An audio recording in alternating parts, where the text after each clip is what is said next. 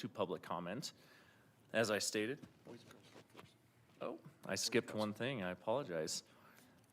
We do have the Boy Scouts of America here to present a Distinguished Citizen Award.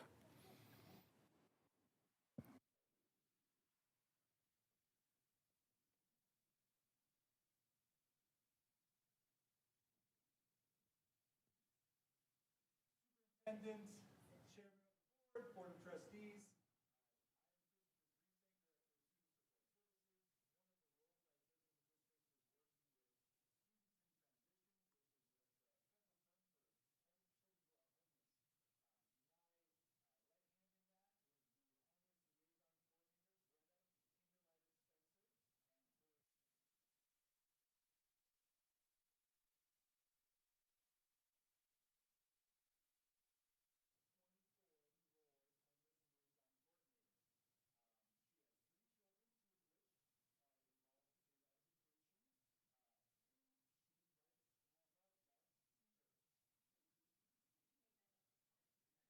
In June, Greta was nominated for an award from the Boy Scouts of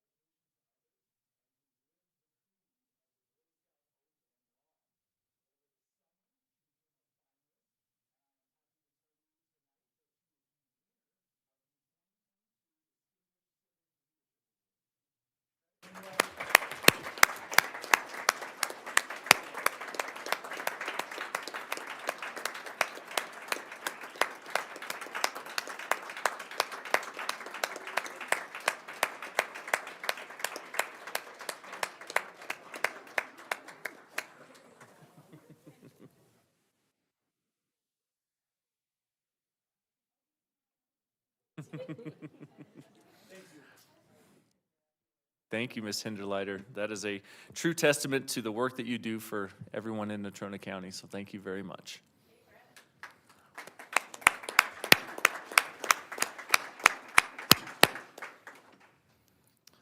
All right, and now we will move on to the public portion of the board of meeting. Wow, words, they're hard. So anyone wishing to address the board, please come forward and state your name and address and limit your comments to 3 minutes or less.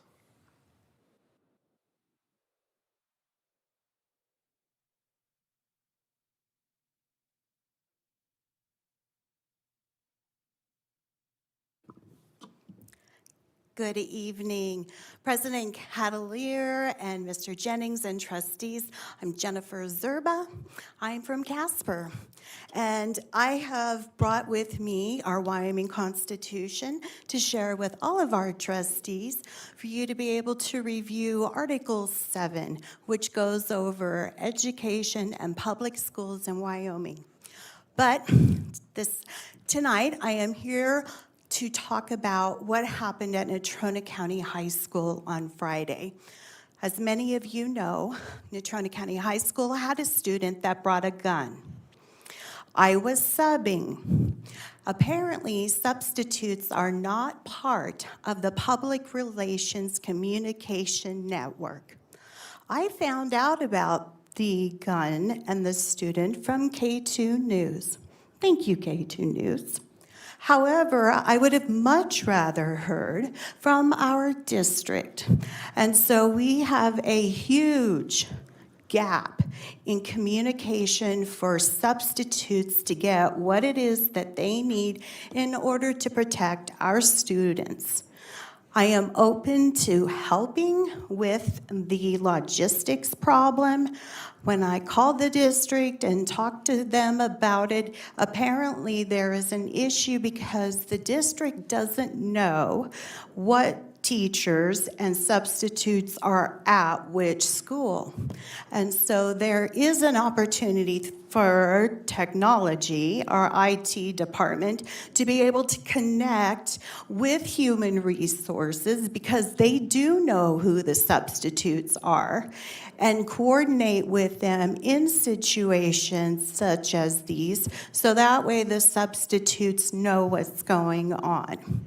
In addition, I would like to get an opportunity for all substitutes to receive some sort of safe school training. We do not get any safe school training, which means we are not able to handle such situations that we had happen on Friday. Thank you. Thank you, Ms. Zerba.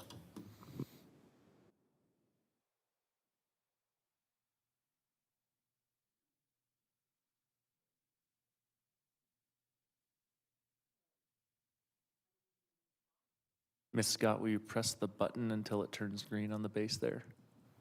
Perfect, thank you. That's better, huh? Thank you. My name is Marie Scott, and I want to thank you for hearing our concerns today. I appreciate your time, and I'm here to talk about the subject of the books that have been approved for libraries in our public schools. It's frankly a bit disappointing and frustrating that we have to be having this conversation about materials that include things that in other scenarios would in fact be illegal if they were real images, for instance, that they would be pornographic. People could go to jail for sharing those with minors. But that aside, I would like to bring up the point that there are other facets of our society that are better equipped to be dealing with these important subjects, and that the school and the public schools are not the place for that. I firmly believe that we are meant to provide a safe learning environment for an academic education for our children, and I speak on behalf of not only my children, but other children now and in the future. And in order to provide a safe learning environment for these children, as I believe is our job as adults and leaders in the community to guide their acquisition of knowledge, that means that we do not need to allow, that we should not allow materials that could trigger their brains or put them into a state of arousal or things that would distract from their academic learning. And also that because this subject matter is important to be discussed with care, they should not be placed in a place where children can stumble across them and sort through them on their own. And your decision about this will make a difference, a tremendous difference, positively or negatively, not only, like I said, for my children, but from now into the future. And the situations these books describe, such as genderqueer and other books like this, they describe and or depict acts that are not in keeping with the purpose of providing a quality academic education, and they're not what our funds are for. If parents on an individual basis want to expose their children to these materials, they are available elsewhere, and they can do that on their own time and with their own money and at their own risk. Thank you. Thank you, Ms. Scott.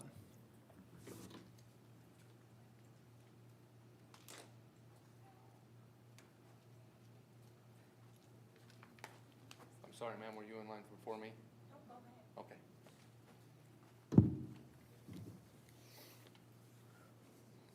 Do I got a person hold? Oh, no, there I am. Good to go. Good evening. My name's Cody Klein. I'm from Bar None, and I'm here to talk to you about the trades in the high schools.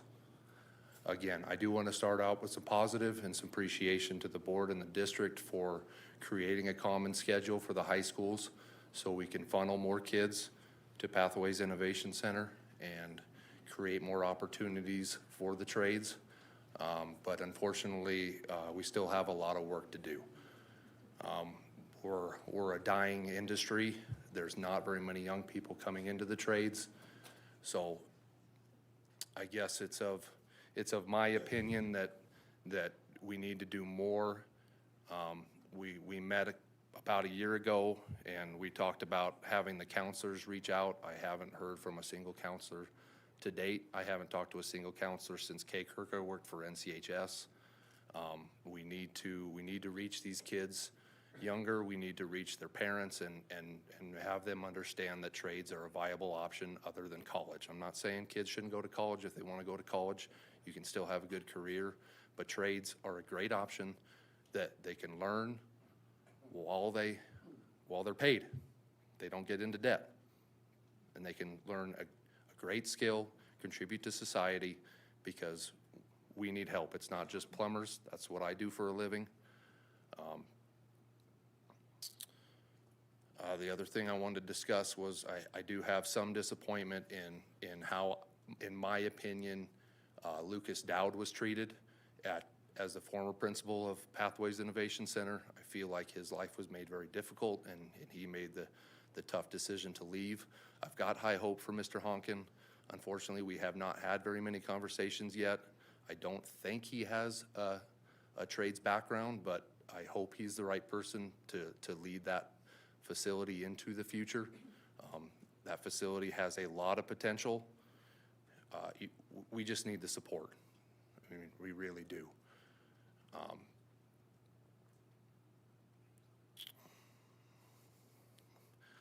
I'm not a very good note taker. I should have taken notes about what else I was going to discuss.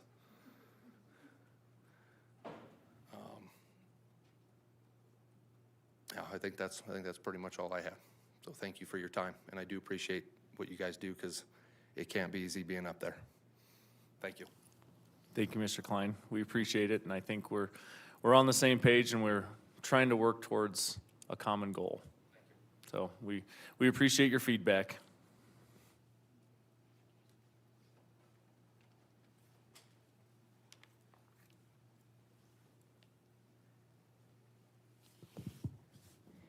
Good evening. My name is Jeanette Ward. I'm the Republican nominee in Wyoming's 57th House District and mom to 2 daughters who attend the BOCES program in Natrona County High School. The left likes to accuse conservatives of wanting to ban books, yet they are the ones who refuse to allow a reasonable discussion of the facts and ban everything with which they disagree, branding it misinformation or disinformation. We are not suggesting that genderqueer and trans bodies, trans selves be banned. These books are available in the marketplace. We are asking that these books, which are pornographic according to the majority of reasonable people everywhere, but especially in Casper, be removed from our schools, never to be purchased again with our money. We are giving you an opportunity to do the right thing. Let me ask, although rhetorically, because I already know the answer, do you think there are any books in our school libraries about how harmful transgender philosophy and surgery is to our young people, how many of them regret it afterwards, and how, if given time without exposure to radical adults, many come to accept their sex joyfully? I guarantee you not, because the left considers this misinformation and disinformation, terms which could have been taken directly from the book 1984. The left suppresses ideas with which they disagree, then accuses conservatives of wanting to ban things. In psychology, we call this projection. What is in our libraries? I'll start by reading directly from the book Genderqueer, although with some modifications, describing graphically a sexual relationship with cartoon pictures between 2 young men. I got a new strap-on harness today. I can't wait to put it on you. It will fit my favorite bleep perfectly.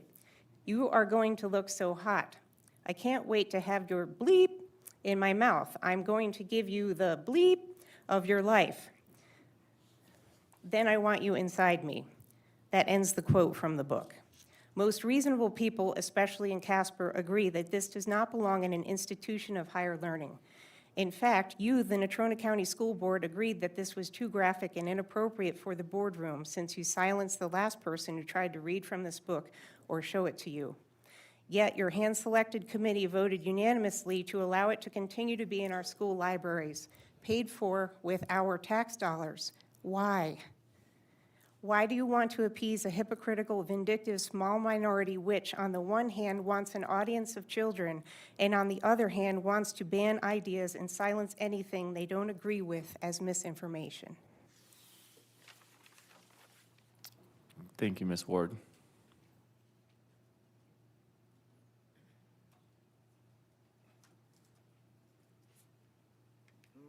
Marlene. I live in Mills. I'm a retired law enforcement officer of 20 years. I'm also a survivor of childhood sexual abuse. My husband is also a survivor of childhood sexual abuse. And what these books do are make our children vulnerable to trafficking, to abuse, to things that they should never have to encounter. And I can tell you from the bottom of my heart that those scars never go away. I'm 66 years old. My husband is almost 70. He still has nightmares. I still have nightmares. You know, I spent a lot of years in therapy. I'm now a survivor. I don't consider myself a victim. But my biggest number one concern is, are we setting up children to be victimized by this kind of material? I have a neighbor I was talking to about this, and she said her sister's daughter, 13 years old, was caught trying to put a naked picture on the internet to some strange man. Mom stopped it, and then the child said, well, I'm going to go to the movies, and the child was setting up a meeting with some strange person, and the mother stopped that. And my heart is just breaking. I have 20 grandkids, one great-grandbaby. My kids are all grown, and I would be devastated that if any of them or any of your children or grandchildren or any had to endure any of those victimizations because they were made vulnerable. My heart is heavy and it's breaking over these kind of issues because kids are joyful and innocent and beautiful, and they don't need to be exposed to how to take a naked picture and put it on the internet. As a corrections officer, I worked in the state penitentiary in Oregon for 20 years. 99% of the predators in today's world are on the internet, and they don't stop. You know, they don't get rehabilitated. They don't get all better now. These predators are out there, and I think we should be doing everything in our power to prevent children from being traumatized and victimized. Thank you. Thank you, ma'am.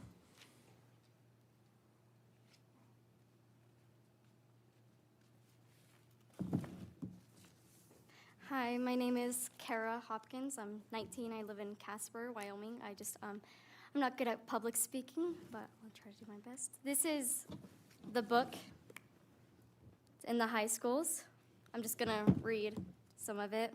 Hopefully it should be appropriate for, we have 14-year-olds reading it.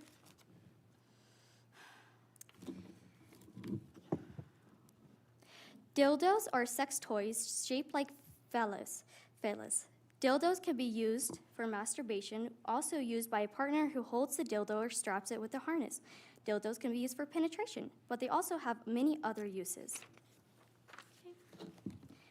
Like dildos, harnesses also come in many shapes and sizes. They are also typically designed to have a dildo inserted into them so that the dildo is held in place on the front of the body when the harness is on properly.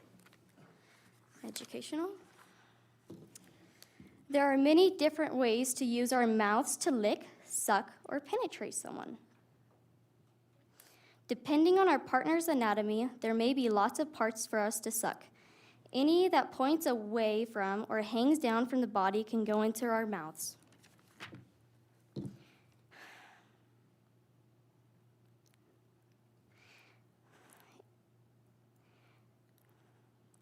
Analingus, also known as rimming, is performing oral sex on the anus. Lots of people enjoy it. Fisting is when the whole hand is inserted into the body. It can provide a very pleasurable sense of fullness and pressure in either the anus or a front hole. Penetrative anal sex can be very enjoyable and comes with the added bonus that all of us have this part on our bodies. Sounding or inserting objects into the urethra is most commonly done by those of us whose urethra opening is located on the tip of our external genitals. Many of us have had fantasies that involve power, domination, submissive, or role dynamics, such as teacher-student, boss, or employee. Many people think of these as just fantasies and never realize that such scenarios can be safely and responsibly acted out in real life. Teacher and student, it says. And then it goes on about sex work. People can enter sex work for a variety of reasons. For some of us, it might be something we feel good or enjoy. It says, see chapter 9 for more about sex work as a job. That's it. Thank you, Ms. Hopkins.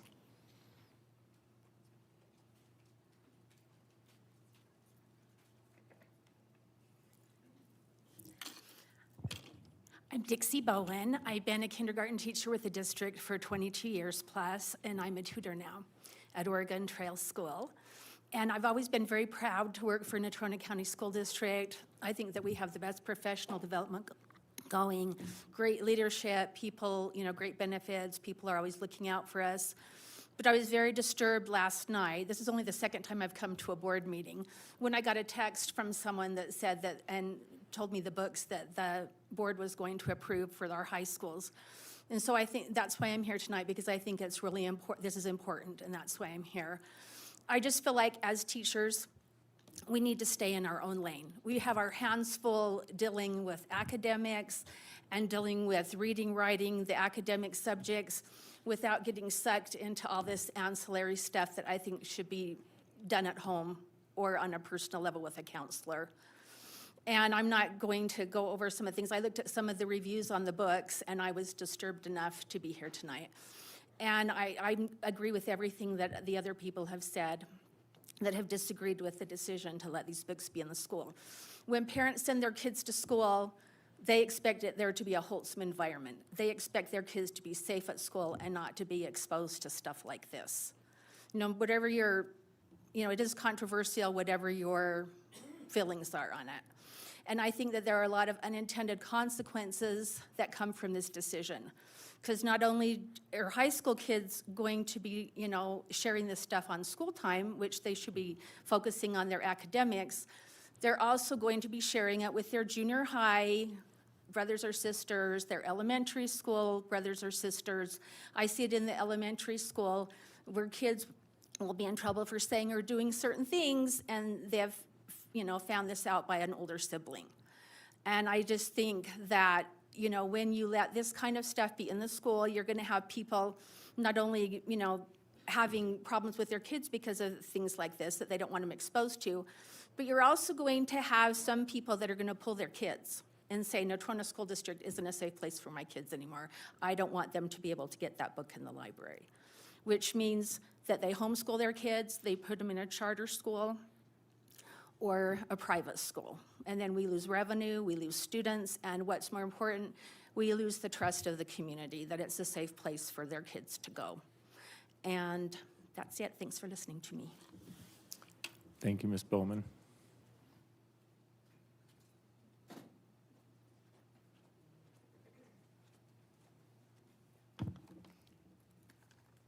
I just have some visual aids here that I'd like to share. Miss, can you share your name with us? Yeah.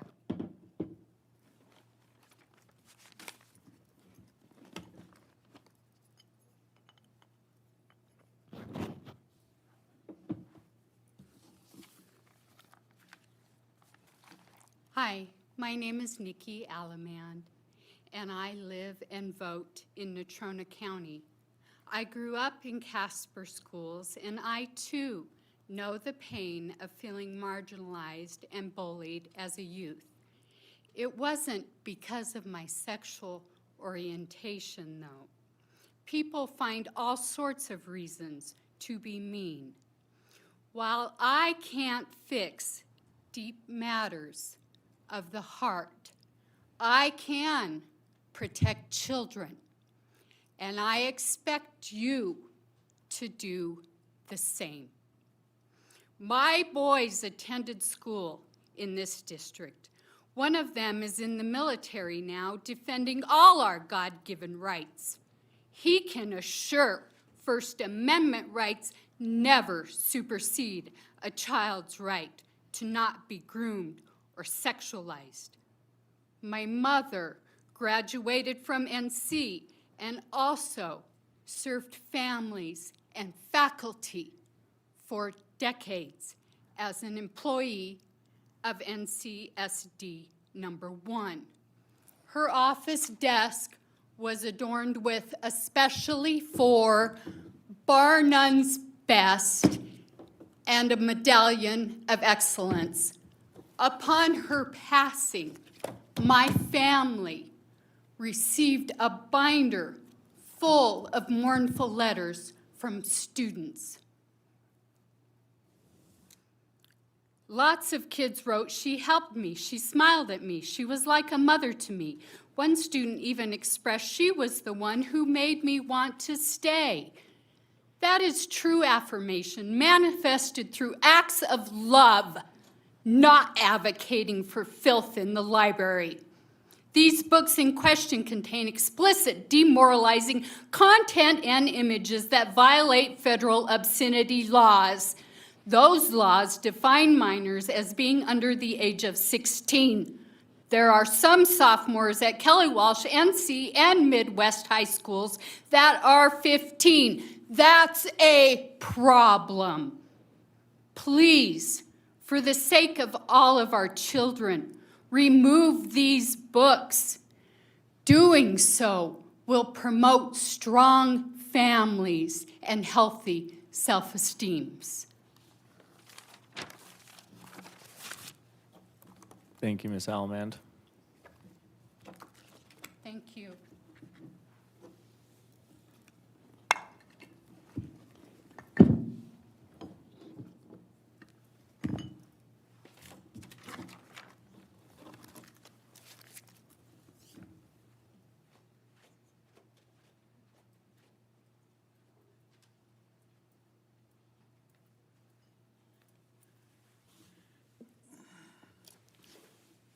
Good evening. My name is Stephen Delger, and full disclosure, I'm a conservative. I'm also a substitute for the district, albeit a part-time basis. I took the time to read the book, Genderqueer. I don't know what people are saying is pornographic about it. I've seen pornography, I'm ashamed to say, when I was a young man, and I know what it is, and that isn't it.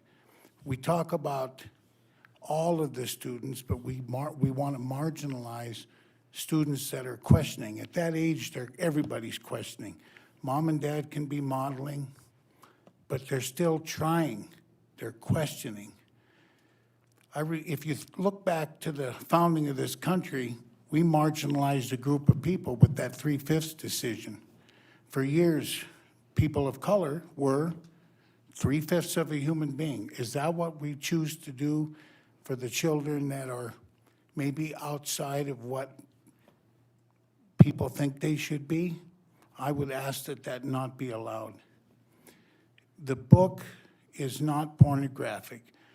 Mom and dad can say, I don't want my child to see it, and that's fine. But to start banning books, where does it stop? At what point do we want to stop and say we're going to ban? I know an individual in Casper who would tell you that we should ban the Bible. Is that legit? I don't think so. I'm asking you, let's take a more measured approach. I hear the anger, I hear the concern, I hear the fear in my fellow citizens' voices, in the words they've chosen, in the materials they bring to this meeting, but at the end of the day, we've got children and we're trying to do our very best. And I would ask that we not marginalize all these students. I would ask that. I beg you, do not do that. Thank you. Thank you, Mr. Delger.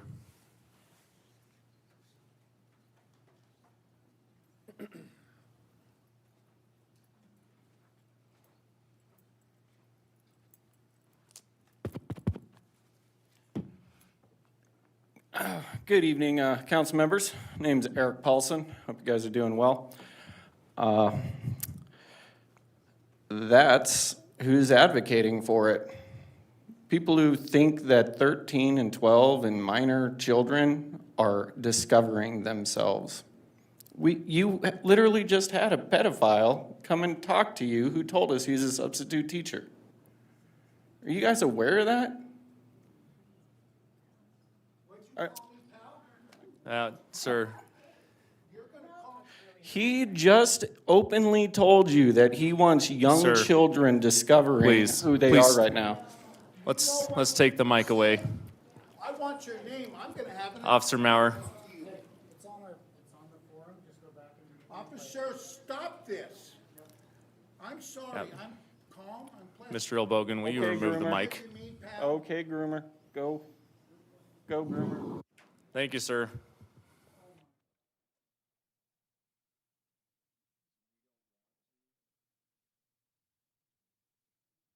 We don't want to, but we can stop the public comment.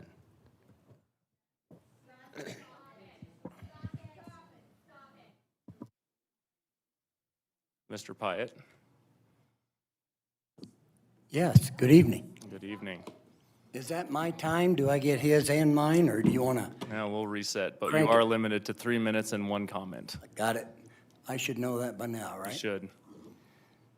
Oh, well, I understand, again, the passion, but I think people have expressed their disappointment with the books. And when the board impaneled a committee, my concern is the committee was with educators and some parents. However, I don't think there were any experts on the subject of pornography, the impact that it has on children. So I'm not an expert, so I chose to read something from an expert. This was in the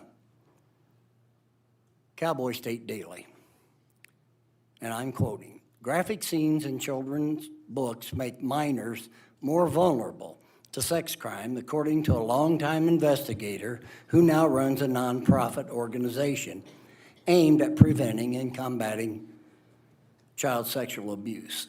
Thomas Hampson of Illinois voiced concerns to the Cowboy State Daily regarding the two books, and we know what the books are. Hampson called them pornographic. These books destroy children's innocence, said Hampson. Parents, churches, and government should be in the business of protecting children, not destroying it. Now retired, Hampson was selected in 1973 to serve on the Illinois Legislative Investigating Commission on child sex predator. He says this, when children are exposed to sexual activity, it piques their curiosity. The lady that was talking about her past. Reduces their inhibitions and makes them more vulnerable to be exploited by more aggressive peers and also slick predators who are older than they are. So, his conclusion is that books like this groom children for sexual perversion. The thing I'm probably most disappointed about is I believe that the board failed in this respect. We've sacrificed the future of the children on the altar of the immediate, not looking at the long term. I would say this whole audience, they say 1 in 4, so there's quite a few, have been affected, impacted negatively by pornography and exposure to erotic pictures. So that failure will go on for a long time. Thank you. Thank you, Mr. Pyatt.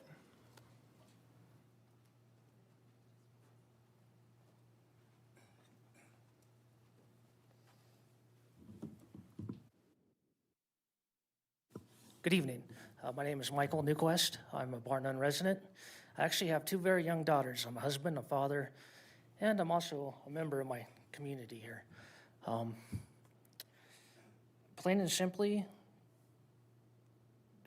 everybody here, no matter what sexual orientation you are, that's your business, but the sexualization of our children is totally wrong. The nuclear family is being attacked here. And it's not about banning books, but last time I checked, a minor is somebody under the age of 18. They cannot vote. They sure as heck can't look at pornography.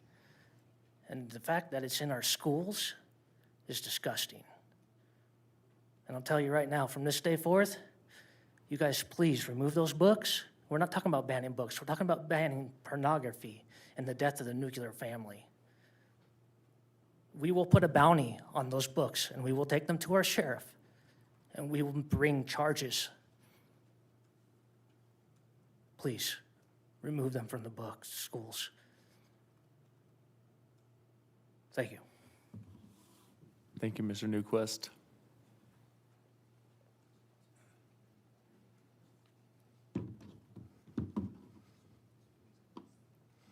Hi, good evening. My name is Kelby Eisenman. I'm a senior at Natrona County High School, and I use he, him pronouns. I'm 18 years old. Liberty, noun, the state of being free within society from oppressive restrictions imposed by authority on one's way of life, behavior, political views, or the power to act as one pleases. I am exhausted by the trivialness of the conversation over books. 2 novels have not been checked out over 30 times in the recorded past. No student is going to their school library to become aroused by a graphic novel about gay stuff. But it has never been about the books, has it? Some parents want our community to believe that our schools can open up doors to inexcusable behavior. I have never read Genderqueer, nor have I ever been taught what homosexuality is in my 14 years of public schools, and I am still gay. When Matthew Shepard died on October 12, 1998, Wyoming was reminded just how fragile our schools are. His death remains a bloody stain on NCHS. Knowing Matthew was just like me, was in my pride club, acted on my stage, was friends with my teachers, it's a burden which I cannot put into words. Censoring knowledge in our school remains an issue, but it is not the issue of a few novels being removed from the shelves. It is the notion that is carried out by this organization to erase my identity. As it stands, the end goal of this extreme group is to completely forbid the existence of minorities in our schools and ultimately our society. To me, being myself is the most liberating part of life. Liberating, verb, the act of setting someone free from imprisonment, slavery, or oppression, release, or freedom from the limits on thought or behavior.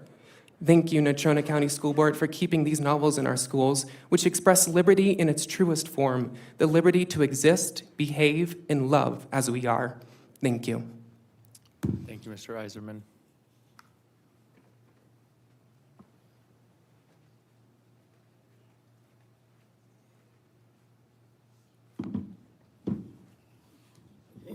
Jennifer from Bar None. What is it about the V word? Oh, not that V word. I'm talking about the one with batteries. And transgender, trans self, it has a whole section about how to use one. And if I go to another country, it tells me how to access the equipment so I can plug it in. That's in our Kelly Walsh library. Thank you, librarians, for allowing my child to access on how to use it too. There's a picture, in case my children don't know how to use it, it's right there on how to use it. I don't know why I would need a vibrator, why my children would need one in a school setting, but I do remember the librarian talking about how teachers ask for those books, or they might need those books. It was in her policy. I think we all remembered. It was about an hour long, telling us how why they bring in the books. And the only reason I would think my children might need to know why they would need it on a trip, maybe one of those Spanish trips, or are they going to Germany? What other trips? Oh, right, they went to Spain. Maybe they were using them in Spain. Isn't this ridiculous? Do I really have to stand here, parent to parent, to school you on this is not appropriate? This is porn. I don't need a justification if this is porn or not. I know it when I saw it, and I saw it, and I knew it. And all of 9 of you saw it and knew it too. Stop gaslighting us parents. That's all I'm asking. And when this comes to you, to vote on it, at least read the information. Because last December, I asked you to read it, and you guys admitted you still haven't even read it. So do you know it when you see it? Thank you, Ms. Hopkins.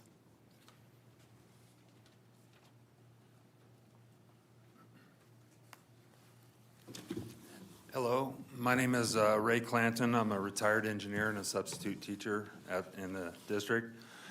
And I agree with the previous speakers, so this won't take very long. I agree with the previous speaker, I should say.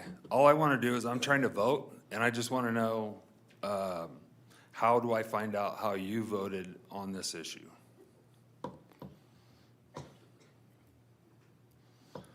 We haven't voted on this issue, sir. Okay, so it will be available when you do vote, correct? It'll be in a public session, much similar to tonight. Okay, thank you. Thank you.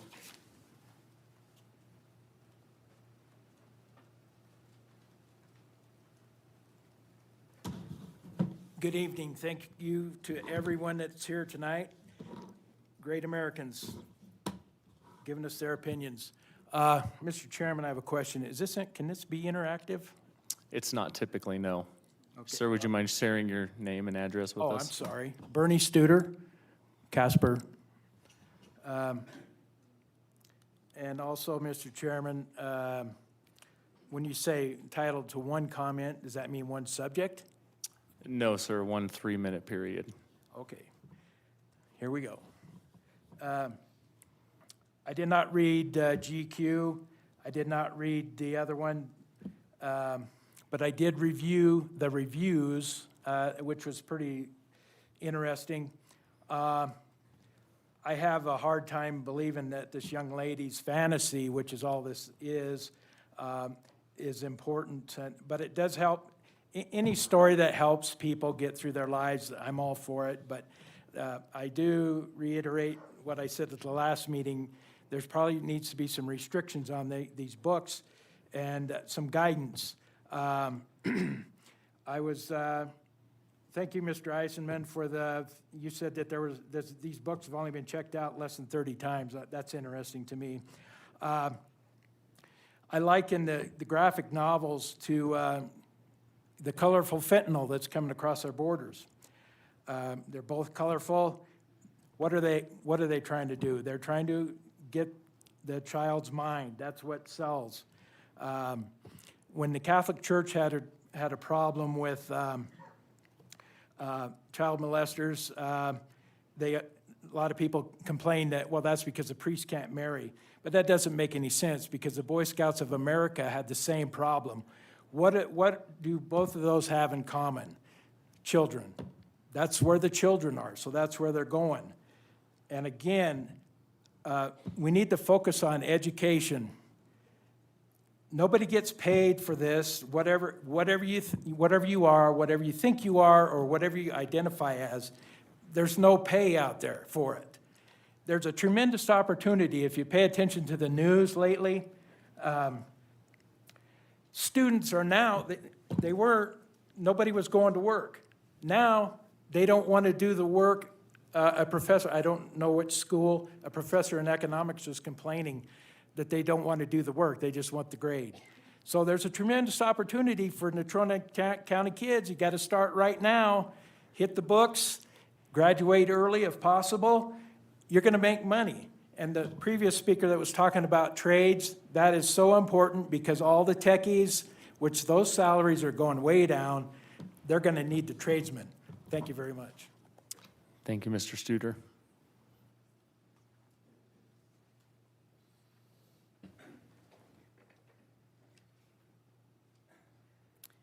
I'm Lori North, Casper, Wyoming. I was not prepared to speak tonight at all. I would rather have prayer in school than pornography. Let me say that again. I would rather have prayer in school than pornography. This is a very passionate topic. This building tonight should be packed with moms, dads, grandmas, grandpas, uncles, aunts that have children in our public schools. I've watched the emotions in the back. People nodding their heads, people disagreeing, people being outraged. And then I've watched the board. I've watched some looking down, some looking at their phone, really no emotion on your face. Very stoic, some of you. I cannot believe this is what it's come to in our county and our city, that the people here are voting for pornography in our schools. It is pornography. Look the word up.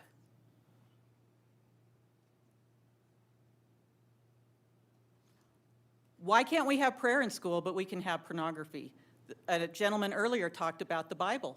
The Bible's not really allowed in school. We have difference between church and state and all this kind of stuff. I was going to ask, and the gentleman asked earlier, I did read online that this has already been voted on. Is that correct? Because it said it was done behind closed doors and nobody's names. I would like an answer tonight. Has this been voted on? As previously stated, it has not been voted on When will it be voted on? at a later date. It'll How be will very we- publicized, don't worry. How will we get the public date? Well, we don't have a public date set at this time, so. Okay, I would like to know if that's going to be public through newspapers, Oil City News, things like that. I'm amazed that teachers in our district don't even know about these books. This turnout should be absolutely huge tonight. That tells me things aren't going around. It's not being in the news. I don't know how you can go home if you have children and say, I'm going to vote for this. If you have grandchildren and say, I'm going to vote for this. I really don't know how you can look at yourself in the mirror in the morning and say, I voted for this. This may be a long meeting tonight. I hope you get the point that Natrona County citizens do not want these books in the library. They may not be checked out. I guarantee you, children, teenagers are going in there and researching and looking at it. Thank you. Thank you, Ms. North.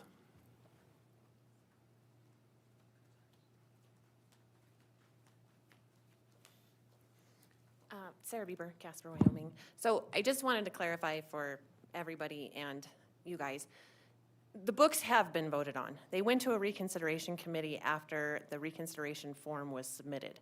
That reconsideration committee that was appointed by Superintendent Jennings and the Natrona County Education Association sat a teacher on that committee, voted to keep those books, those two books. They did vote to keep them. There's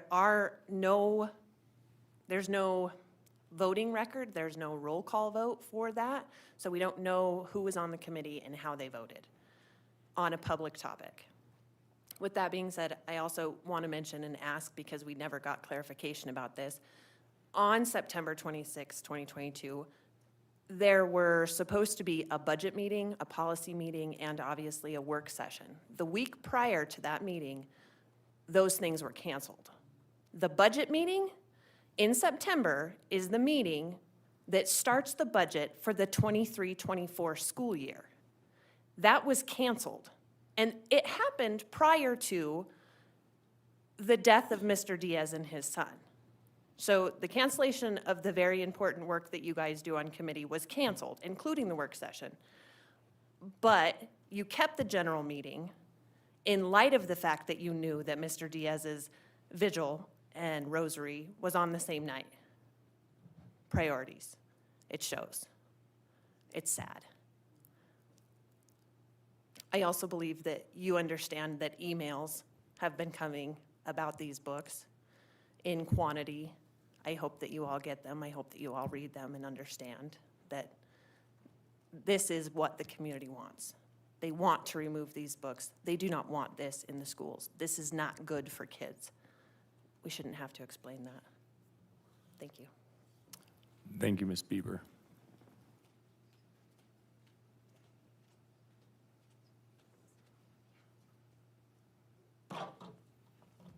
Good evening. My name is Kathy Ide, and I would like to address the removal of genderqueer and other inappropriate literature in our school district libraries. I wouldn't even be up here if I had received maybe one response from one of you to the email that I sent you, but I did not. So, since I didn't, I want to make sure that you understood my feelings on this issue. I'm sure that you all remember the story, The Emperor's New Clothes, which was written almost 200 years ago. It seems that not much has changed in human behavior. The parable of Hans Christian Andersen described a situation in which people were afraid to criticize something because the perceived wisdom of the masses is that the thing or person is good or important. I am afraid this same scenario is playing out before us.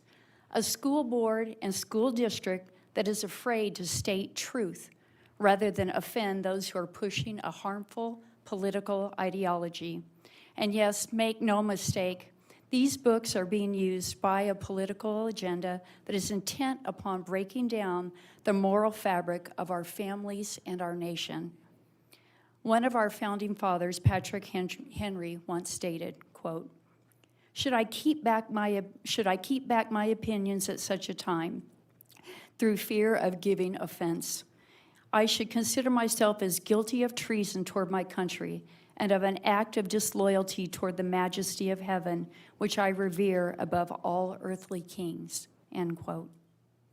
It is with this in mind that I come before you at the risk of offending those who support the transgender movement, and I insist that you board members vote to remove genderqueer, trans bodies, trans selves, and all other sexually explicit literature from our school district libraries. Thank you.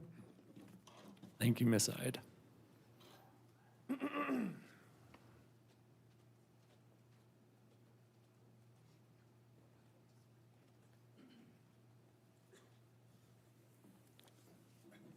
Good evening.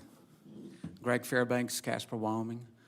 I am new to Casper, Wyoming. My wife and I moved here last September. Came from Baton Rouge, Louisiana, and we moved here to answer a call to pastor a church. And I learned today about, and I'm glad to hear that I'm early to the table because obviously the vote has not been finalized. Glad to hear that, and I think the comments and the show up that you have tonight is I think, a little bit indicative of what the pulse is in the community. But I just want to say, prior to moving to Casper, I had 28 years of law enforcement in Baton Rouge, worked in 6 years in juvenile sex crimes, and I can tell you that early exposure to anything that's remotely close to pornographic in content is destructive to the hearts and minds of our children. I can tell you that firsthand experience. I did a lot of investigations, worked a lot of cases, put a lot of people behind bars for many years. I'm fearful of where this could head. I understand. I come from a big city. I graduated from LSU. I guess I'm consoled with the fact that Casper is still a small town community with good community values. I hate to see that even being considered to be thrown out the window. I just want to say from a pastoral standpoint, I am completely opposed to any literature or teaching that's relative to genderqueer, transgender influences, pornographic, and I think I can speak on behalf of most clergy that any teaching or influences, whether by instruction or by books along the lines that are in direct opposition to the Word of God, should never be introduced into the minds and hearts of our children. And I think clergy across the board, whether it be Baptist, Methodist, Pentecostal, whatever it is, it's still in the Word of God that God created man and woman. And I'm going to close with this reference in Romans chapter 1. For this cause, God gave them up to vile affections. For even their women did change their natural use into that which is against nature. And likewise also men, leaving the natural use of the woman, burned in their lust one to another. Men working with men that which is unseemly, and receiving in themselves that recompense of their error which was meet. And even as they did not retain God in their knowledge, God gave them over to a reprobate mind, to do those things which are not convenient. I think the word of God should stand on its own, and it speaks for itself. Thank you for your time. Thank you, Mr. Fairbanks.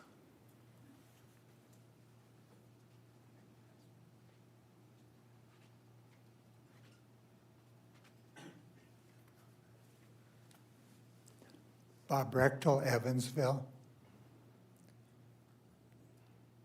I agree with much of what was said tonight, so won't go into a lot of detail. But one of the things that I think may be a little bit overlooked is that there's been kind of the argument that parents should just simply observe what they're, talk to their children about what they're reading. And a child placed in a area of temptation without supervision may very well fail in a way that places a parent in a very precarious situation. And as parents, they know that they have a big responsibility. And one of the things that Jesus tells us, that it would be better for any of us to have a millstone tied about our necks and cast into the sea than to throw a stumbling block in front of any of these little ones. Mr. Chairman, that's all I have to say. Thank you. Thank you, Mr. Brechtel.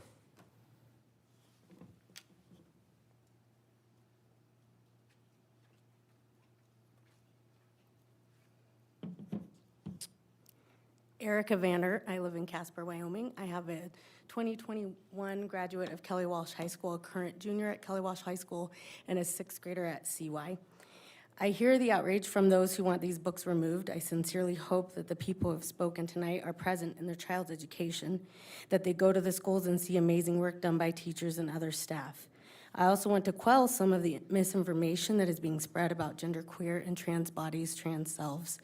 The two books in question are only in the KW library, nowhere else. Trans Bodies, Trans Selves has only been checked out twice. I have looked at both of these books, and while I can understand the concerns brought to the board, I believe it's grossly ignorant to judge the contents of the books without the whole context.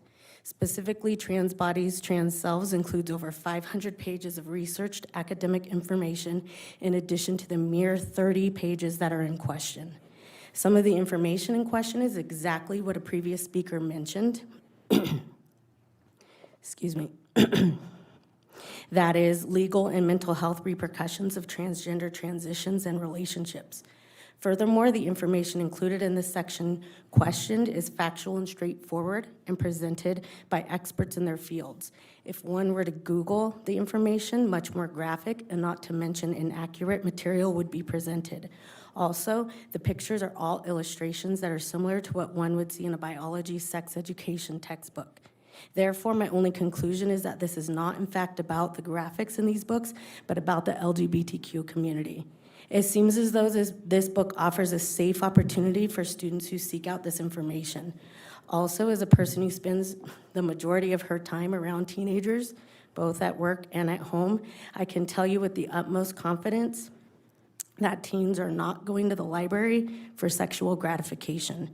The students looking for this information are a part of a community that is not often validated or seen and seeking material in a safe space. I won't pretend like I know how it feels to be excluded because of my sexual orientation or sexual identification. In all honesty, these are subjects that I was not always comfortable with because they challenge the ideas of the religion my family practiced, and it can be hard to change a perspective, especially when it's a part of one's upbringing. Through my time listening to the perspectives of members of the LGBTQ community, I've found that the feelings they have experienced are not much different than my own as a Mexican American living in Casper. Often in a room, I will be the only person who looks like me. As a mother of children who are both Native American and Mexican, I've watched my children experience difficulties fitting in at times. They've been able to go to books and see themselves and see their perspectives. I would hate to take books away from kids who need that. Thank you, Ms. Van Oort.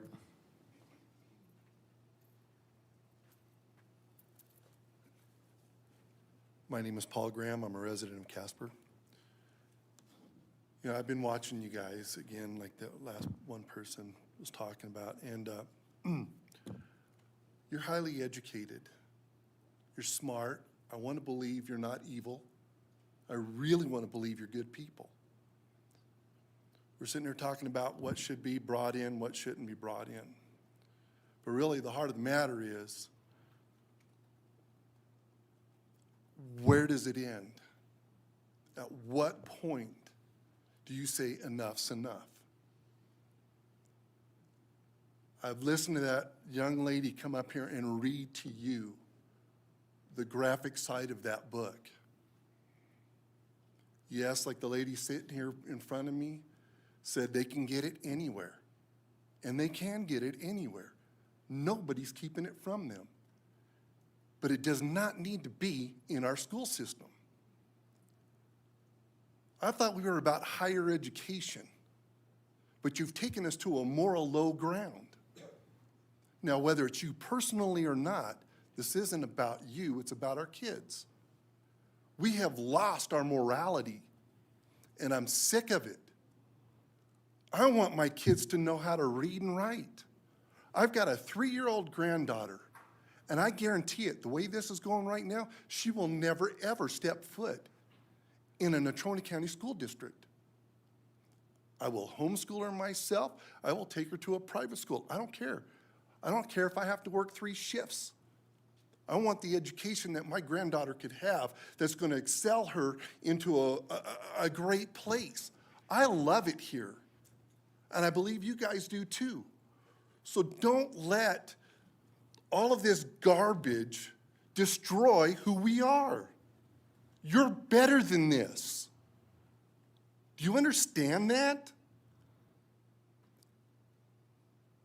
I know there's a lot of people on both sides of this issue that are hurt, broken. We need healing in our land. We need healing in our state and our city. But it's not going to come through some stupid books that don't need to be here. Again, you're smart people. Why are we allowing idiots come in to destroy our way of life and our morality? We are better than that. Thank you. Thank you, Mr. Graham.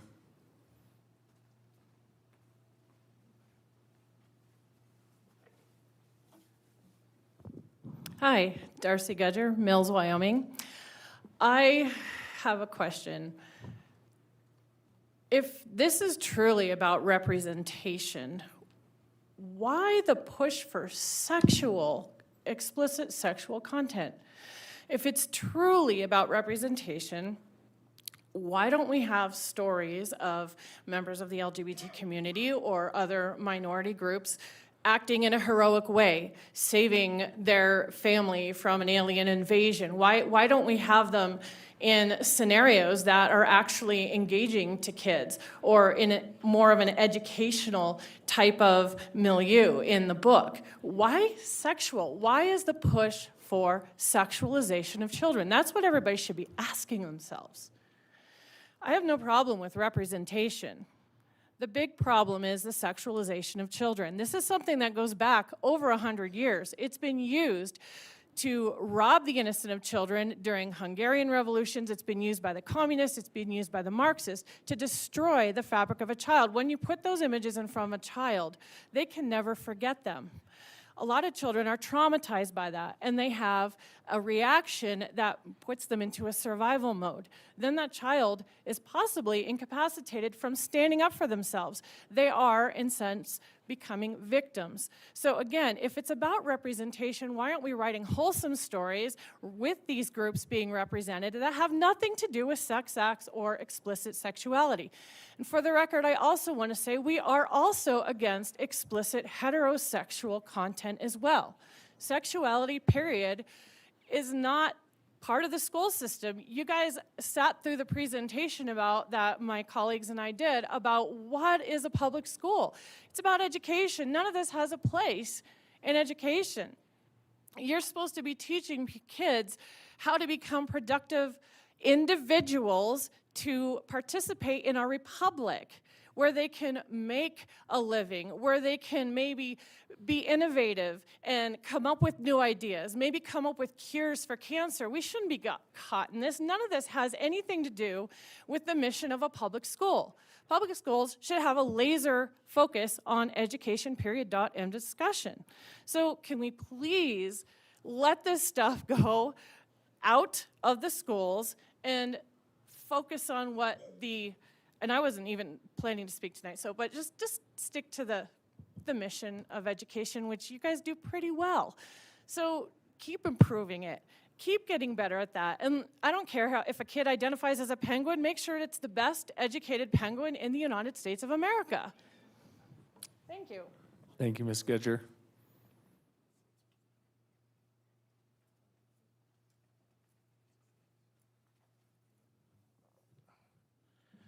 Hello, this is on. Yeah. Yes, sir. My name is Jesse Clement with Natrona County High School. I live here in Casper. I didn't really come up with a prepare notes, so excuse my rant. But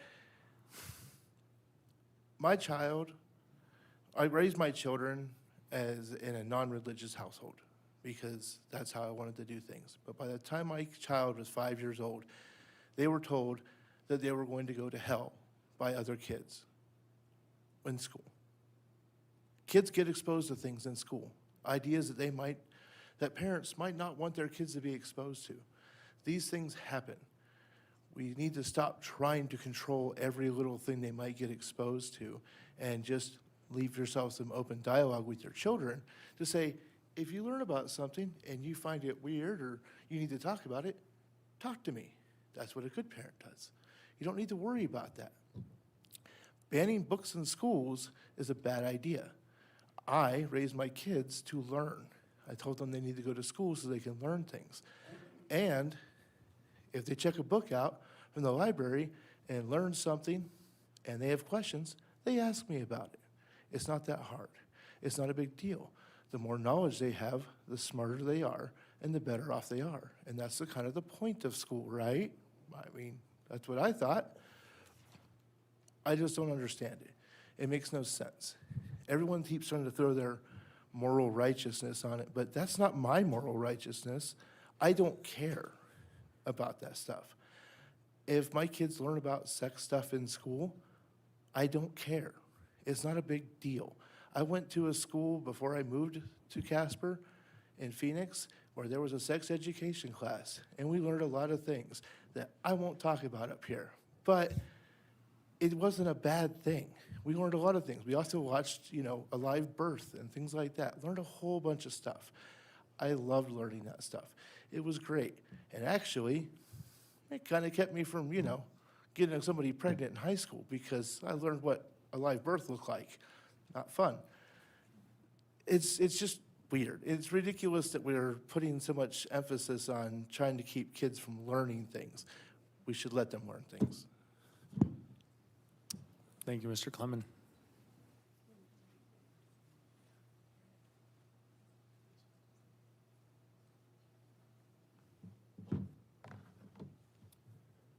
We push this button? You're good to go. All right, thank you. My name is Richard Weber. I'm from Casper. I grew up in Rock Springs, Wyoming. I am thankful that I got to go through the school system in Wyoming, as one of my sons puts it, during the 19s, when these kinds of things weren't a part of teaching reading, writing, or arithmetic. The young lady who stepped forward bravely earlier and shared some excerpts from the book shared things that I'd never heard before and frankly didn't need to hear. I have 6 children, and I learned all of that I needed to learn with my wife, and I don't think that that type of material belongs in the school. I think it doesn't belong in the school not only for the subject matter that's presenting, but it reflects a leadership decision of the school and the school district to make that kind of material available. It's a distraction from the core purpose of the schools to teach our children what they need to go forward and be successful adults. As I referenced, I have 6 children. That's my job to teach them about those kinds of moral things. I'm sure, as the gentleman before pointed out, my children will be exposed to things in school. That will happen. That has happened back in the 19s. It happens now. But it shouldn't be presented and made available by the school. That's all I really have. I was not aware that this was going on. This meeting was tonight. It was last minute. I know my wife wanted to be here. But I didn't want to try to relay my thoughts on this in an email. I wasn't sure whether, you never know whether or not they get read. But I think this is a distraction from what I would hope that our children are learning in the schools. And thank you for your time. Thank you, Mr. Weber.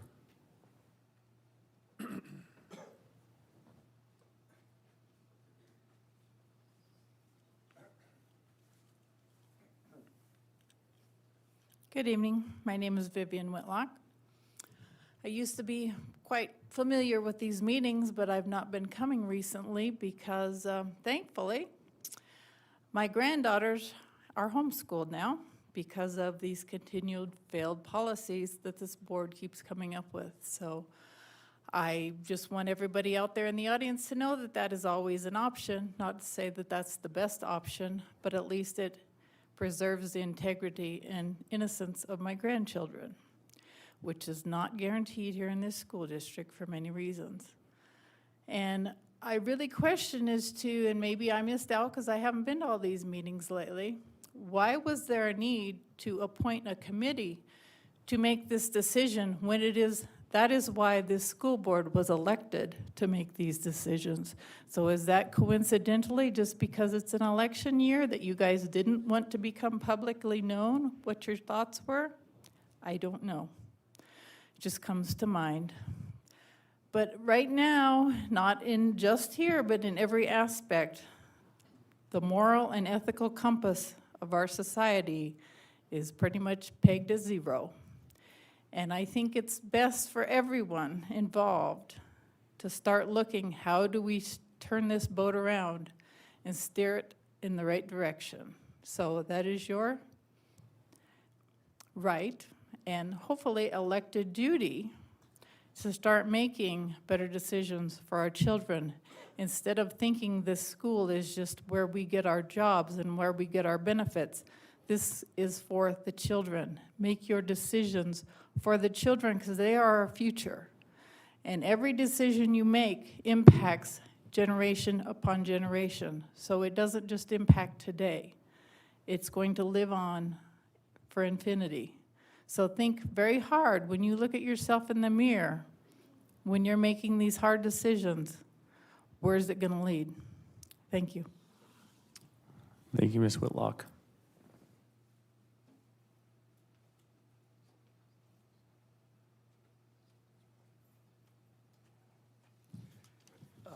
Archie Petrie, Casper, Wyoming, and apparently I'm here again to continue to speak. Really wish we didn't have to keep going over it, but in regards to the previous comments by a lot of people, I completely understand their fear and their concern of scary new concepts to them being available to their children. I would just like to point out that there have been many scary new concepts that were presented to children through the years that were proclaimed as the moral degradation of our society, including interracial marriage, women's voting rights, ad nauseam, slavery. Every time any group has a progress in civil liberties, there are people who look at it not as a closing of the gap, but simply measure it as, this must mean that something's being taken away from me. I understand. I honestly wish I could say that if I thought that the removal of these 1 or 2 books would somehow save any child from being harmed somehow in their life, I would say probably worthwhile endeavor. But in my experience as a counselor in the community, I've seen far more children harmed by not being exposed to ideas that represent them. Again, in 12 years doing counseling with children and youth in Wyoming, in Casper in particular, in the at-risk community, I've never once had a child that was exposed to the idea of transgender identity or homosexuality in a library book and suddenly questioned everything about themselves. But I have seen many, many children that only know of those concepts by the virulent hate that gets promoted to them outside of the education system. And I'm sorry for those kids. I really wish that these books were there, if that would help them feel like they are not a flawed, broken human being just because their families think they are. And I think that's something that's worthwhile for the school district to pursue and consider. All right, thank you. Thank you, Mr. Petrie.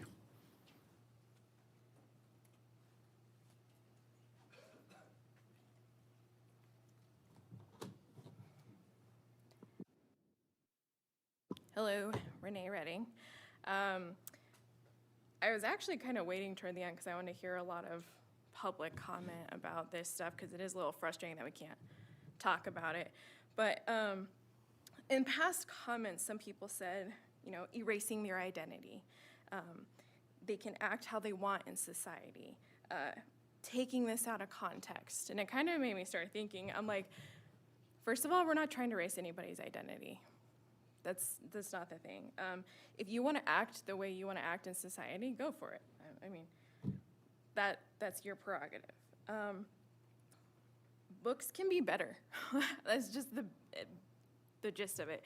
If you have people in the community who think that they need LGBTQ plus XYZ, whatever else you want to add onto that,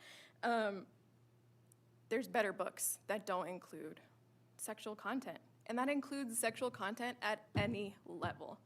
Heterosexual, gay, lesbian, it doesn't matter. Better books, balanced books, healthy books. I think the entire community, whether you're for it or against it, the sexual content is not needed in a school. We all had that sex ed class, okay. But it was very short. Parents could opt in. And it didn't talk about dildos and other sexual content that we've heard about, correct? I mean, correct me if I'm wrong, but I didn't have that. Fear of what? I'm sorry, my kids know that there is an LGBTQ plus people out there, but they don't know about sex and all the stuff the good and the bad that can come with it. So fear of having this community out there, that's not the issue. What the issue is sexual explicit content in books in our schools. Fear? I mean, I wouldn't want any kid, LGBTQ plus or heterosexual, exposed to any kind of sexual content. So I don't know if you're coming from. And then I did have a couple questions so I can end. There are emails that are being sent out. Is there a reason why nobody answers them? Just kind of wondering. I'd like that in the comment after, if there's a reason why emails aren't answered. Just questioning that. And somebody made the comment, the books haven't been checked out in so long. According to the library policy, these books should be gone, right? I mean, according to her, so many times if books aren't being checked out. So I would like an answer on that. If these books aren't being checked out, why are they still in our libraries? Thank you, Ms. Redding.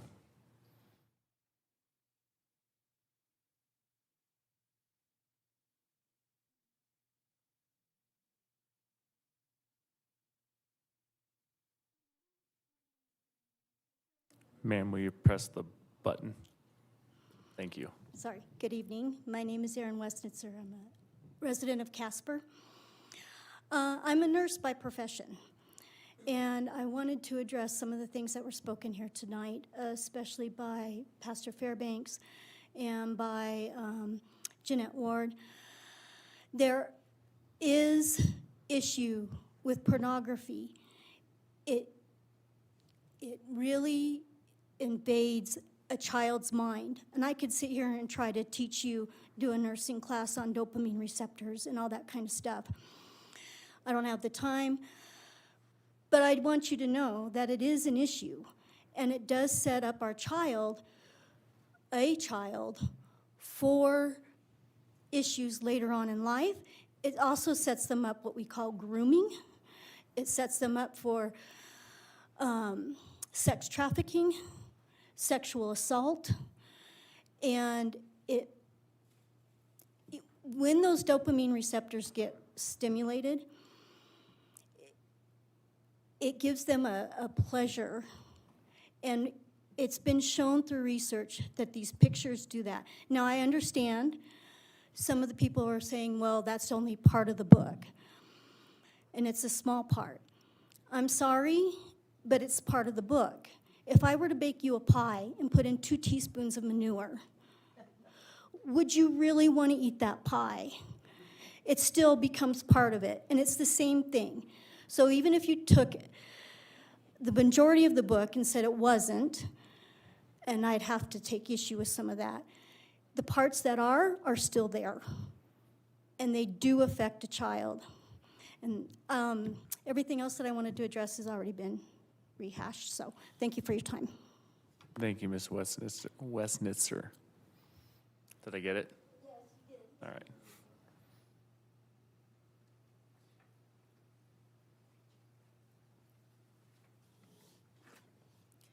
Venus Childress Barnum. I'm going to have to, I guess I'll start by saying that I agree with just about everything that's been said tonight. There are some things I don't agree with. I especially appreciate, was it Westminster? The nurse that just spoke. What she had to say about the fact that there's only, I believe someone else said, 30 pages to this one book that are objectionable. Yeah, 30 pages. Rip them out if that's all that's objectionable about the one book. And the fact is, only a few people have mentioned that, yes, 2 books have been brought to the school board at this point, but there are many others that have these problems. And to, I believe it was Mr. Petrie, I may not have got the name exactly right. He's been a counselor of children for 12 years. I'm not a counselor. I have very limited college education. I only went for a few courses. But I've been a mother for over 40 years. I have a child who is exposed to pornography at a very young age. And it has had a very severe impact on that child's life. At the age of nearly 40, my child still deals with it. And it's wrong, and as so many others have said, if you dare to allow these books to continue in our school districts, I'm sorry for you. Thank you. Thank you, Ms. Childress.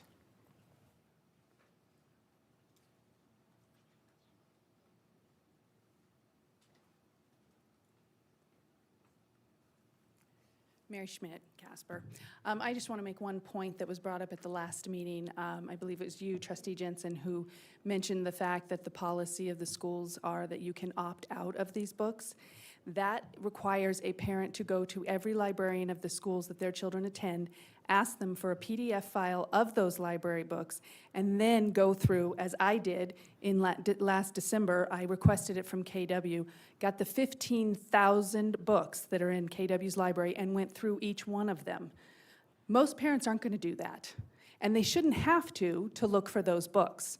I found some pretty interesting things about the library, that Dr. Seuss and Diary of a Wimpy Kid is in our high school library because we have children at high school level that can't read beyond that level. That's a concern. We also have books only on transgender and the advocacy of it, and not Abigail Schreier's book that talks about many of the kids that were pushed into it. It's another book on transgender. It's not in there. So these are the hurdles, these are the responsibilities you're putting on parents. And when many parents, after that December meeting, went to their school librarians to ask for it, they were denied the library list. So how can parents opt out of books when they can't get their library's list? And your elementary school books are not on a PDF. So now the parent has to go in, somehow garner a list of elementary school books, then go into their teacher's classroom and look at all the books on those shelves. That's a great deal of responsibility that you're putting on parents. Parents that you all have said numerous times just don't care enough. Well, there's a whole room full of parents that do care, that have been denied library lists. And that's something that we shouldn't have happen. And we shouldn't have to opt into or opt out of books. Every program that has to do with anything other than academics has to be an opt-in. That's a requirement from the Wyoming Department of Education. The social-emotional learning had to have been an opt-in. That wasn't done. Library books that have inappropriate topics should be opt-in. That's not the case. These are the things, policies, that all of you should be reviewing. Not to mention the policy for appeal, which there is none. So now we have to discuss how to appeal the decision of the committee that was held privately, not in a public forum. It does not meet the statute. So these are things that are very concerning, that you're not even operating according to the public statute for public meetings and your own policies. Thank you, Ms. Schmidt.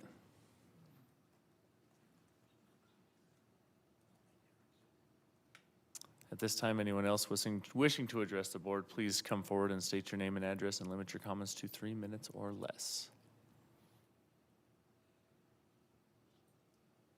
All right, seeing no other commenters, we will move on with the rest of the agenda. Without objection, the minutes of the general session of September 26, 2022 will be approved. Seeing no objection, the minutes are approved. Without objection, the minutes of the executive session of September 26, 2022 will be approved. Seeing no objection, the minutes are approved. Consent agenda items. Superintendent Jennings. Chair Cavalier, trustees, there are 3 items on your consent agenda this evening for your consideration. Certified and classified personnel report, district bills dated September 19th, 2022, September 23rd, 2022. There's 1 bid, which is a list of major maintenance projects. Do we have a motion for the consent agenda items? Moved and seconded. Any further discussion? All those in favor of the motion signify with a show of hands. Any opposed, same sign. The motion is approved. At this time, we will move on to reports and recommendations, and we have a staff report on an update on the Natrona County School District Strategic Plan, and it looks like Dr. Gilbar is joining us this evening. Welcome back. Thank you.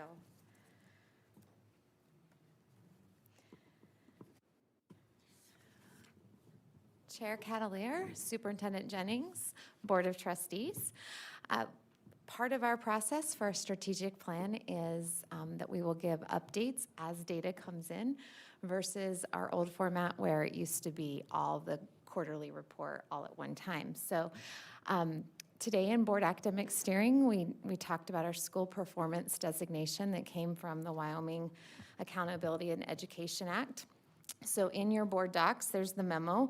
This is the first year since COVID that we have received school performance ratings.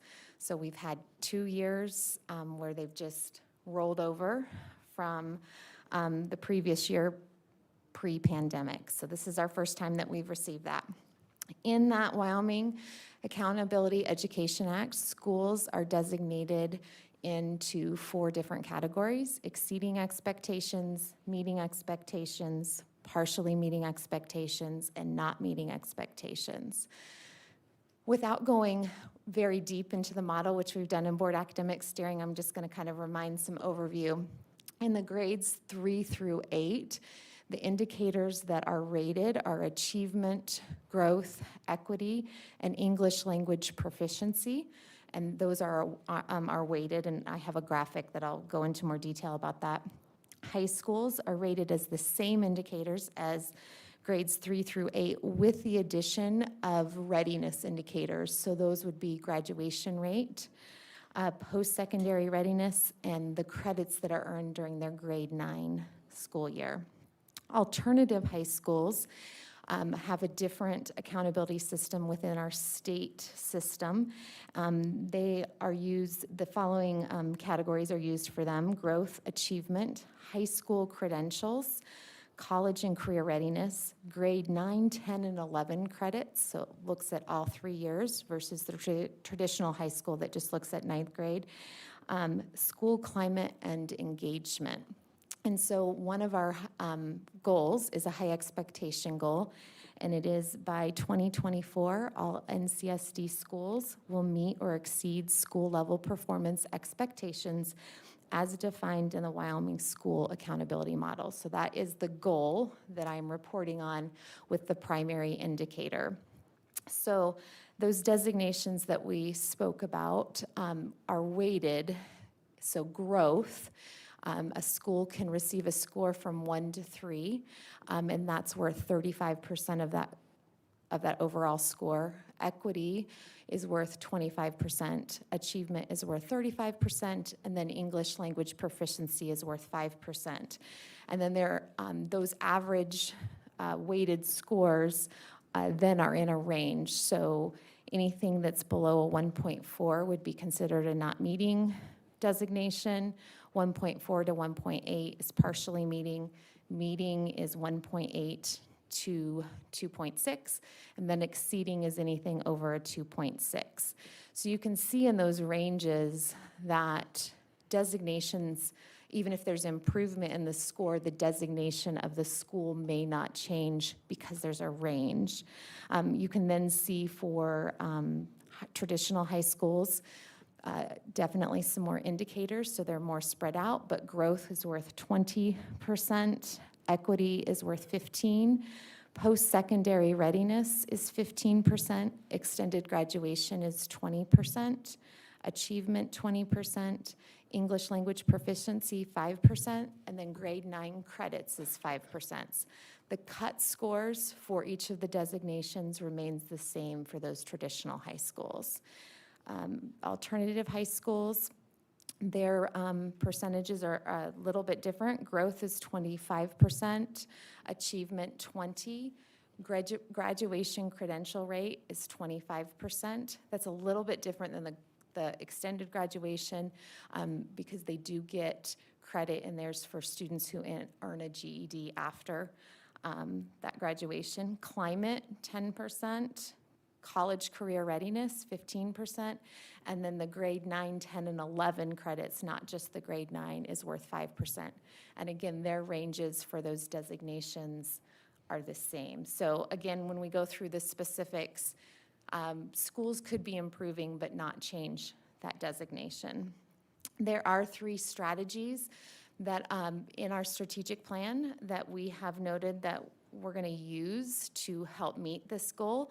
And so our 3 strategies are to implement a multi-tiered system of support in which we develop tier 1, 2, 3 menus for both academic and behavior support for students, implement and sustain professional learning communities, or PLCs, in order to develop processes to answer the 4 questions based on the district curriculum, and then implement an evidence-based instructional framework.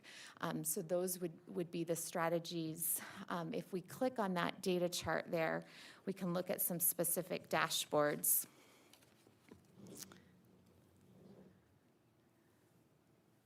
So these first few are just the representation of those percentages for each of those indicators in traditional. So the first one would be how indicators are weighted in that measurement, and then the alternate high schools, and then we have our grade 3 through 8.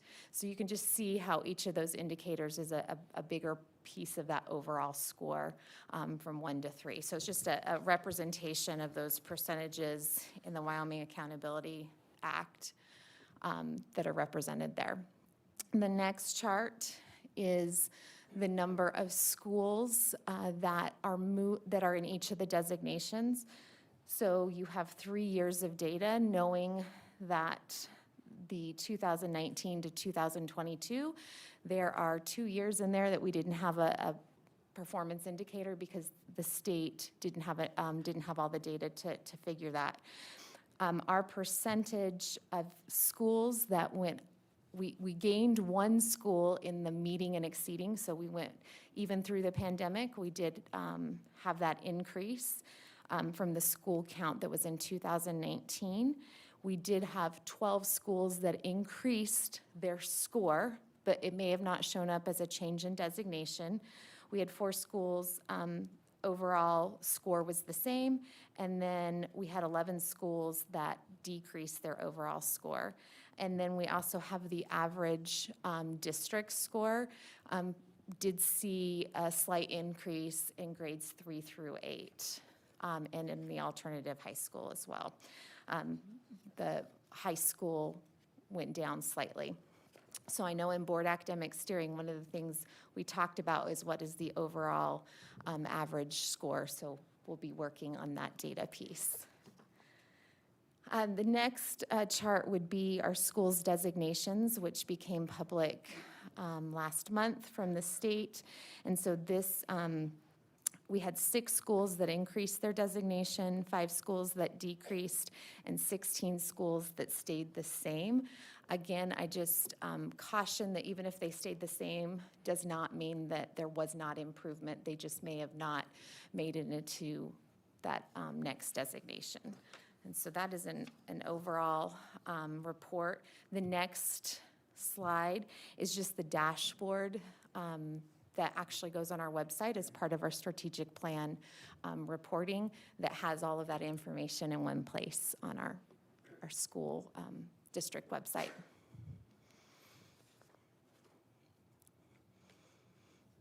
Thank you, Dr. Gilbar. Do we have any questions? Trustee Myler. Just a reminder, in the high school indicators for the equity, what does that involve again? Oh, yes. So equity is the indicator that the state has named for, when they first gave the YTOP in the very first year, they looked at where overall the state is the bottom 25% of students that they performed. And so those are students who performed low on the YTOP assessment. And so it's that group of students who would be your lowest performing, and are they making growth from year to year?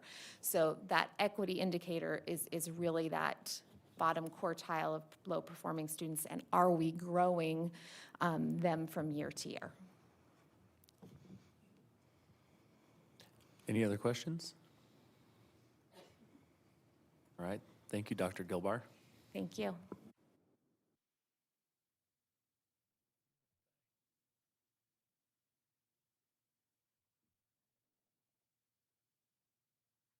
All right, and at this time, we'll move into other business, and we'll start with trustee comments. Trustee Jensen, we'll start with you tonight.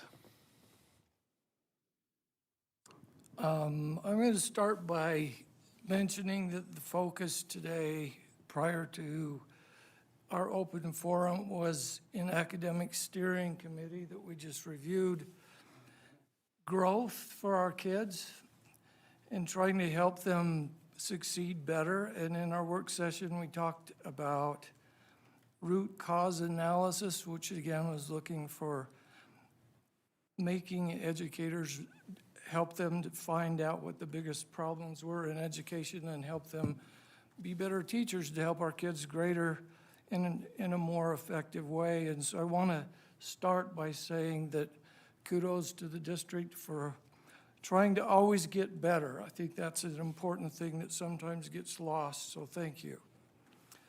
I want to also congratulate Greta Hilderleiter. I probably slaughtered her last name, but it was neat that she was given that award. And I want to address those who came tonight. I appreciate your comments, I really do. The format that we have here sometimes gives the impression that we are not listening and that we don't care. Because we don't respond, we don't answer questions at this time, at this place. And I've been frustrated with that format some myself, but that's a necessary parliamentary tool. Otherwise, we'd be here for 3 weeks trying to have this conversation. So I apologize for the appearance that we don't care and that we're not listening, because we are. I also want to say that there's some assumptions that are made that I think are not correct, that I want to try to help the public understand better. There's a process that is designated by policy in the district when a book is challenged in the library that was identified or made. That policy was made long before our discussion tonight. And that policy has been followed. Am I correct? Administrative regulation, that's correct, Trustee Jensen. And so that policy was what caused this ad hoc committee to be formed to review the books. And the board at this point has not yet had a discussion between trustees, and we won't have unless certain things take place. And I'm not going to talk about those things, but if we do have that discussion, understand that your voice matters and that we hear you and that I am listening, and my personal core values align very closely to what I've heard tonight. In spite of what may seem like I'm not hearing you or not paying attention, I want to also mention that Mary Smith said that the books that were in the library, that a person would have to get a list of every single book in the whole library, and that's undoable. But you don't have to do that. It's my opinion or my understanding that a content topic could be restricted for a parent, for their children. Isn't that correct? So you don't have to go get 15,000 book titles to say, I don't want my child to have books with sexual content in them. Don't make it harder than it has to be. And while this is not a perfect solution, at this point, at least it's an attempt to try to address your concerns. As imperfect as it is, let's at least try to work with each other. We're in the same community. So I guess that's what I wanted to say. We're listening. The board members I'm working with, I don't always see eye to eye with them. They don't always see eye to eye with me, but we work together.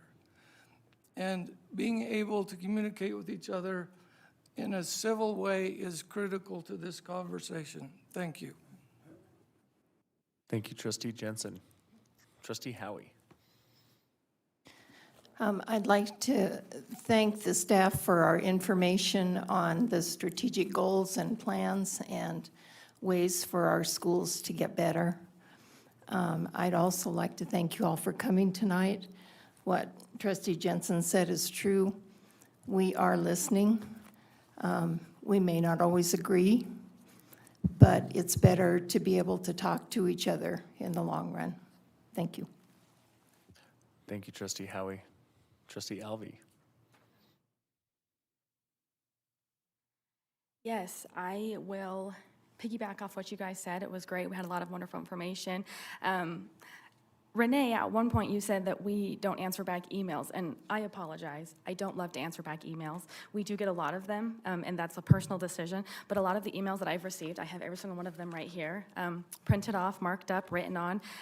They don't ask a lot of questions. They just tell us kind of how you feel, and we appreciate that. I appreciate that. I appreciate to know how you feel, to understand, you know, what members of the community say and think. And so I don't normally think to answer back, because all I would really say is thanks for writing, thanks for your ideas, thanks for your thoughts. But just like Clark had said, we listen. We hear what you're saying. This is definitely a heavy discussion that has been brought forth, and it's terrifying all at the same time. But I think we can all, safely say we're going to do our best to really hear what the community has to say. Thank you. Thank you, Trustee Alvey. Trustee Applegate. I usually have long, lengthy public comment, but I'm going to be limited tonight. I also appreciate people coming, and I suspect we'll be talking about this further, and I'll have lengthy comment when we do make our decision. So I do appreciate everyone's input, and I think we've heard a lot of good input. It's sort of because of the topic that we heard most comments about, we didn't maybe emphasize enough what I think is a really good outcome for the district, and I just want to emphasize it again. We have a very complex, I don't even like the term the legislature uses, accountability model. We have a very complex system that evaluates how we're doing at teaching. And I know we have a district of teachers and administrators that work very hard to try to meet this complex system and how it tries to measure our performance. We had meetings like this when we were kind of going through our COVID days, and we had a lot of, I think, very good, passionate comment. But overall, as a district, we're only out of school for a short time. You'll get the connection here on COVID when I get to our results. But we were only out of school for a short time in 2020. Unlike most districts across the country, we were in school all year, 2020-21, although, we had our controversies then as well, but we were in school. And these test results are really kind of amazing if you look at the national averages. So many kids across the country were in remote school for over a year or longer and dropped behind significantly academically. And in our district, the testing results suggest that we had an improvement over the pandemic period from the 2019 testing scores to last year's testing scores. Now, the improvement wasn't as much as we would maybe want to have over that number of years, but given the fact that we were in the pandemic, that's really something to celebrate, that we did not fall behind like a lot of districts across the country. So that's kudos to all of those teachers and educators in our district that worked hard. I'd like to try to explain the amount of growth we had, but I tried to do that in the work session, and I kept getting corrected, trying to do my math. But generally speaking, we had a couple percentage points of improvement. We'll say that on average across all of our schools. So I think that's very positive. They mentioned Greta. Again, something that just sort of happened at the front of the meeting, and I get it, everyone's very passionate, as they should be, about these books and content. You have every right to be passionate. Your parents and taxpayers, and yeah, you should be passionate. But Greta is an amazing human being that really works incredibly hard to support the least fortunate in our community, homeless kids.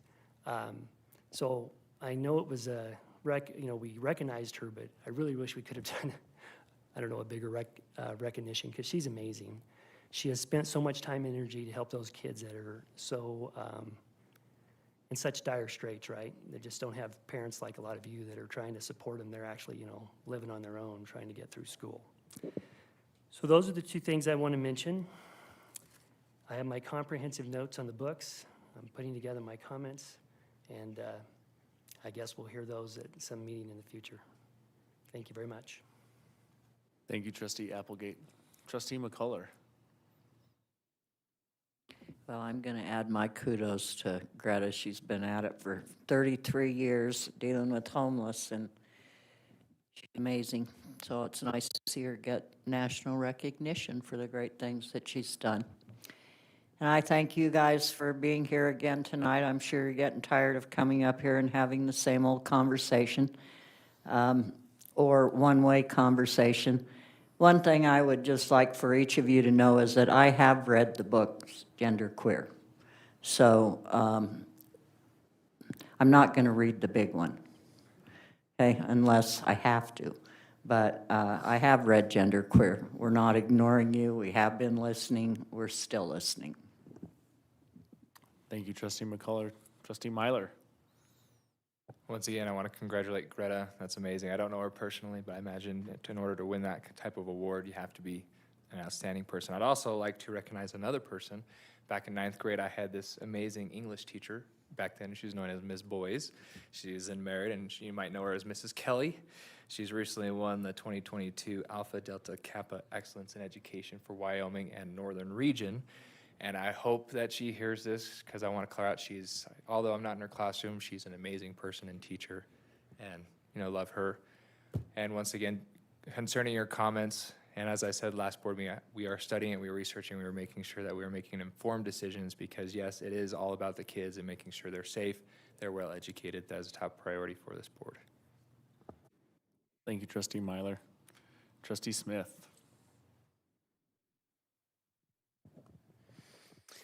A lot of things have already been said, so I will try to keep this short. I do want to thank all of you for coming out tonight. A lot of you have been very respectful and very eloquent in your comments to us, and I do appreciate that. Like other trustees have said, we do listen, we hear you. I read every single email that I get. I won't bore you with my life schedule, but it's busy, and I do try to respond to some emails, but I don't get to all of them. But I read every single one of them. I want to caution everybody against giving into emotion in this situation. I know that this is a topic that is very tense, and people come with a lot of passion, and that's great. I'm not against being passionate about topics that you care about, but I want to caution all of us against giving into that emotion when making this decision. I think that we need to come at this from a very reasonable perspective, and that's what I'm trying to do, is to be as objective as possible and to be as reasonable as possible when evaluating this. So I would just encourage everybody in the community to do that as well, and to keep an open mind and really look at both sides of this issue. Thank you. Thank you, Trustee Smith. I won't belabor everyone with more comments, but I will say that we do read every single email, and it does fall on me to respond to emails, and I don't often do that, especially in a situation where we receive emails without questions. I will endeavor to do better at that in the future. And I want everyone to know that if and when this board makes any sort of decision, it's always in the public forum. We never make decisions behind closed doors. We do endeavor to follow all of the public rules. I think that our attorney does a relatively good job at keeping us in between the lines that we have to follow. So if decisions are made regarding books, it will obviously be very well publicized, because it has been a topic of discussion for quite a long time. With that, Superintendent Jennings. Just a big thank you to all of our staff. When we think of all of the teachers, the bus drivers, the ESPs, and everyone in the district that really makes this great organization work and are here to serve kids, that is why they're here. And looking at the data that we've done, is many of the trustees have commented, we do strive to improve. We look at a growth and how are we doing in each one of our schools. Dr. Gilbar presented tonight during work session one of the strategies we're using in working with schools and identifying how we can get better, because that is absolutely a core part of our strategic plan. And so trustees, thank you for your work today. It is a long day with all of the committee meetings and what we have before us. So trustees, thank you. Our next meeting is on October 24th, 2022 at 7 p.m. in this facility. And this meeting